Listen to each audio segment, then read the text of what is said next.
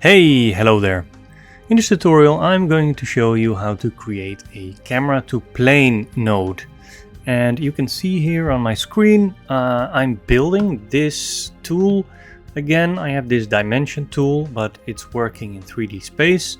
And what I want to do is that it becomes an overlay over your model, so it will always show. So if I rotate it, these lines will always be aligned to the camera and they will overlay. And you can see here that it works in the perspective mode and also in the orthographic mode.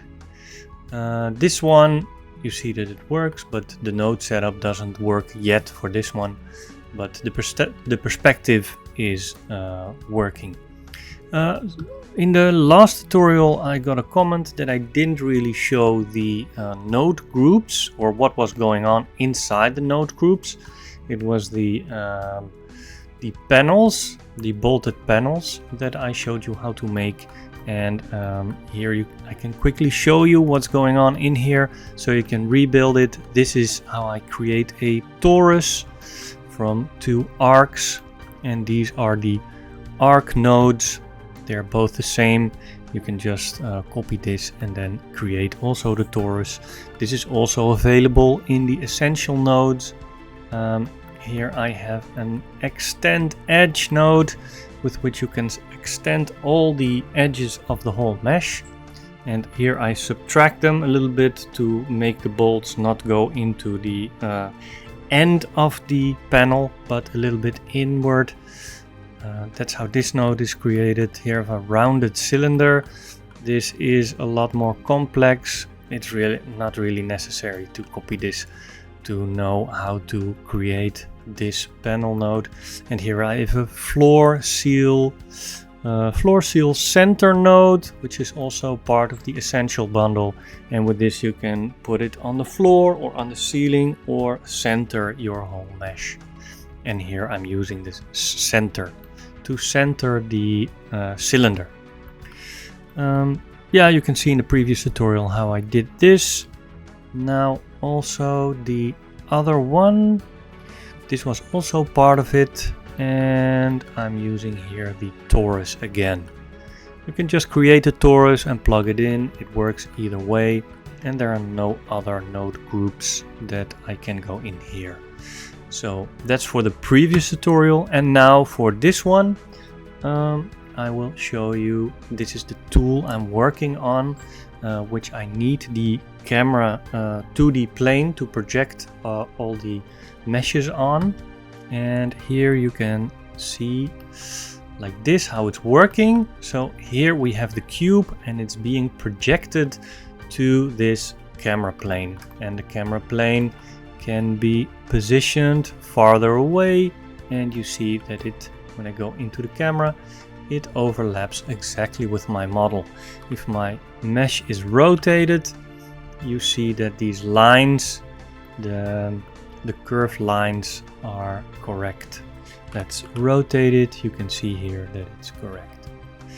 And if I put it to 1, go into the camera, and now change to orthographic, you still see that it works. I can lock and then rotate. Maybe I can center it and then rotate here. You can see that it still works. And also in the perspective mode, if I zoom out and rotate it, you see that all the lines are lined up. So how is this done? Let's go into the node group. Let's go out of this camera. Then you can see what's happening. I'm creating mesh to curve, because if I go in here, you see here the edges of the curve.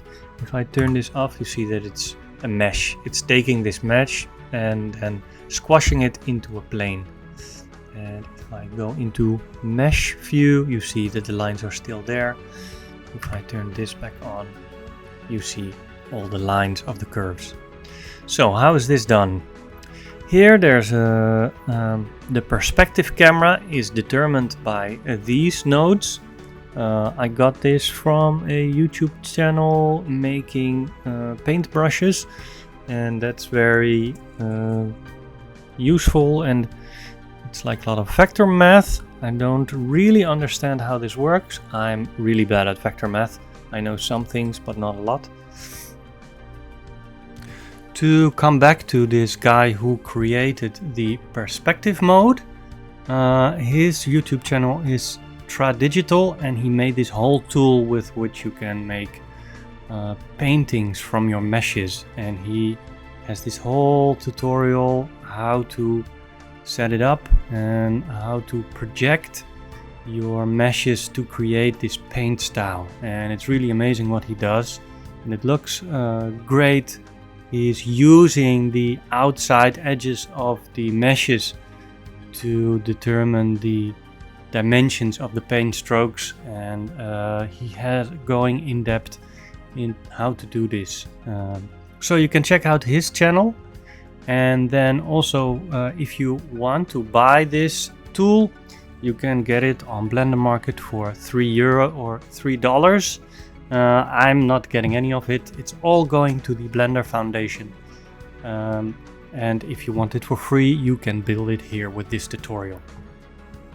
And here is the orthographic camera, and this was done by Arendelle. He's like one of the top geometry nodes artists out there, and I asked him for a little bit of help because I didn't really know how to do the orthographic camera, and I implemented it here. And I needed also to project the orthographic one onto a line, and that's what I'm doing here, moving it toward the camera by the position. And I'm also using the active camera and see if it's orthographic to switch between these two, and here switching between these two geometries. So here it comes out, set the position of the instance. Here I can show you what's happening with the viewer node. This is the instance on point. It's not working because I'm in the perspective one. In the orthographic one, you can see here, this is what's happening. And this is a curved line, which I'm taking the start, which is where the object is. So turning this one off, the object is here. And then the direction from the middle of this object. And then I'm drawing a line. So here you can see that line. The line goes toward the camera, so not towards the middle of the camera, because when I grab this and displace it, like it needs to take this point, then take the normal of the camera plane and then position it where it needs to go. And then also the positioning is right for where the object is. So I can move this around.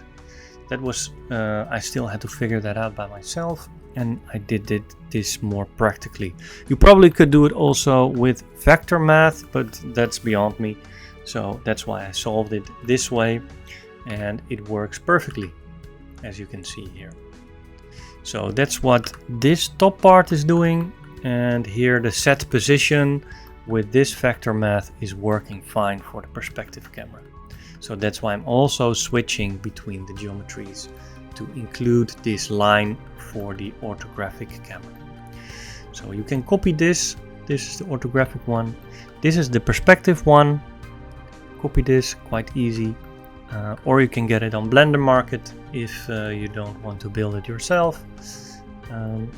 But here, this is the setup. It's not too many nodes, so it doesn't take too much time. I hope this is useful, maybe for people who want to do some kind of 2D art based on 3D meshes. I'm going to use it to create a new dimension system, which works more like a CAD program. So you have these projected dimensions with the angles and lengths and widths. But I keep you posted on when I have a version of that one. So I hope this is useful for you, and see you in the next one. Okay, bye!